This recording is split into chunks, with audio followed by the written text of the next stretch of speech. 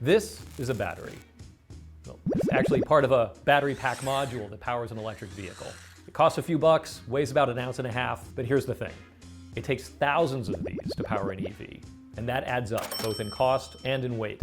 We all know that electric vehicles are key to our clean energy future. There's just one problem. The average EV costs about $20,000 more than your typical car. And the main culprit? This guy right here. When you think of an EV owner, you probably picture someone, how to say this, rich. And you're right. The typical EV owner is a middle-aged white guy who makes at least $100,000 a year. You know, the kind of person that can afford to pay an average $66,000 for an electric car. That's not just an environmental issue, it's also an equity issue. Today, only 2% of EV buyers in the US are black, and only about 10% are Latino. And this isn't because of any deep-seated cultural resistance. In a survey, Lyft found that 70% of the drivers on its platform would drive an electric vehicle if it were less expensive. So cheaper batteries aren't just a key to a greener world, but a more equitable one as well.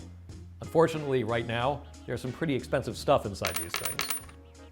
Now, EV batteries are mostly made of lithium. That's the same stuff you'll find in the batteries that power your cell phone or your laptop. In fact, most EV battery prototypes were just laptop batteries stacked on top of one another. As you may remember from chemistry class, a lithium-ion battery produces power when electrons flow from one end, the anode, to the other end, the cathode. Now the anode, that's made from graphite, like you'd find in a pencil. That's pretty cheap. But it's the cathode, that's where the heavy metals and the money usually go. When you recharge a battery, you push those ions out of the cathode and back to the anode. And that can be pretty hard on the cathode. Materials like cobalt stabilize the cathode over thousands of recharging cycles. And as I say, that stuff is really expensive. Cobalt may account for a fraction of a percent of a battery's weight, but it can account for as much as 1/4 of the total price. But here's the good news.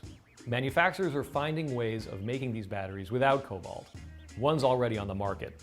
Lithium iron phosphate cathode batteries are about 30% cheaper than traditional lithium-ion batteries. But at least for now, they're not as efficient. Another way to bring down battery costs is to use fewer of them. That's why technologists have been working to make lithium-ion batteries more efficient. About 8 times more energy dense over the last decade. That innovation has helped drive battery prices down by about 90% to around $130 per kilowatt hour. And experts say when we hit $100 per kilowatt hour, EVs will be just as affordable as conventional cars. And when that happens, what's the typical EV owner going to look like? Like every other car owner on the road.